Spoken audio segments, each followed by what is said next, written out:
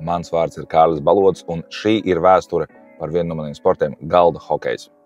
Pirmais, kurš iedomājās par galda hokeju un tā izveidi, ir Daniels Monro. Tālajā 1932. gadā Toronto, Kanādā, kad viņam uz Ziemassvētkiem bija jāatrisina jautājums, ko uzdāvināt bērniem, lai gan nav vispār pieejams naudas.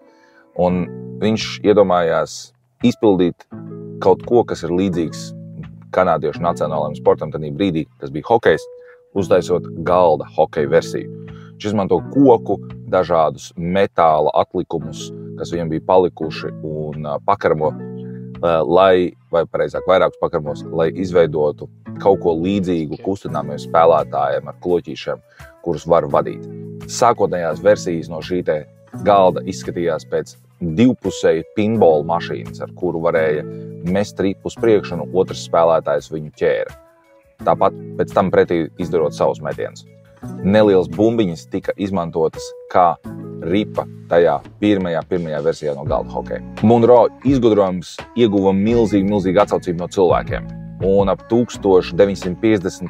gadu apmēram 75,000 mājsaimniecību bija iegādājušies šādu te viņa izgudroto, bet jau atjaunoto un uzlaboto galda hokeja galdu. Kas, protams, ne tuvu nelīdzinājās tādam, kāds viņš ir šodien mūsdienās, bet tomēr šis bija kaut kas, kur ģimenes vēlējās pavadīt savu laiku kopā un spēlēt spēli, kas viņiem tik sirdī ir tuva, bet varbūt nav iespējams to darīt ikdienā uz ledus. 1954. gadā Monreālā Eagle Toy Company izdomāja vai pavirzīja šo latiņu vēl tālāk, uztaisot galdus, kuri jau bija ar spēlētājiem, kur bija rotējami 360 grādus, kuri bija krāsoti, kuriem bija daudz spēcīgāka un noturīgāka bortu struktūra, kas virzīja šo spēli vēl tālāk uz priekšu. Šīs spēles versijas bija ražotas lielākoties no koka un metāla. 1950. gados Stiga sāka ražot savu versiju, kas šobrīd ir lielākais galda hokeja ražotājs pasaulē.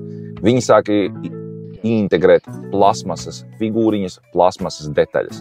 Tas nozīmē to, ka varēja izveidot dažādas izskata figūriņas un bija iespējams daudz plašāks iespējas ražot galda hokeja galdus.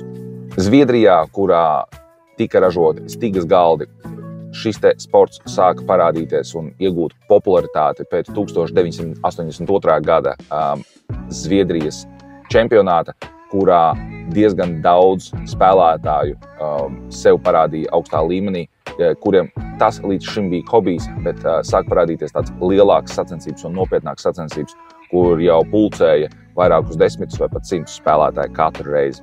Šī spēle sāka izplatīties arī viscaur pasauli – Japānā, Dienvidamerikā, Ziemeļamerikā un pat visā Eiropā, kur hokejs ir bijis tradīcija, parastais hokejs ir bijis tradīcija jau gadiem ilgi. 2005. gadā Latvijā notika pasaules čempionāts galda hokejā, un tieši tajā reizē arī tika dibinēta Pasaules galda hokeja federācija, kas vēl līdz šodienai ir aktīva un darbojās un aicina un mēģina piesaistīt cilvēkus no visas pasaules, lai spēlētu šo sportu. Šobrīd notiek pasaules čempionāti galda hokejā ik pa 2 gadiem.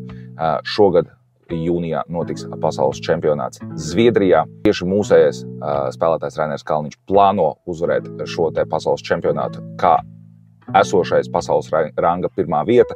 No top valstīm šo spēli šobrīd spēlē tādas lielvalstis kā Zviedrija, Somija, Dānija, Norvēģija, Latvija, Ukraina, Šveice, Vācija un daudz citas. Un mēs ceram to, ka arī tuvākajā laikā parādīsies vēl vairāk jaunas valsts un vēl vairāk jaunu kontinentu. Paldies par uzmanību un ceru, ka kaut ko uzzināju jaunu par galda hokeju.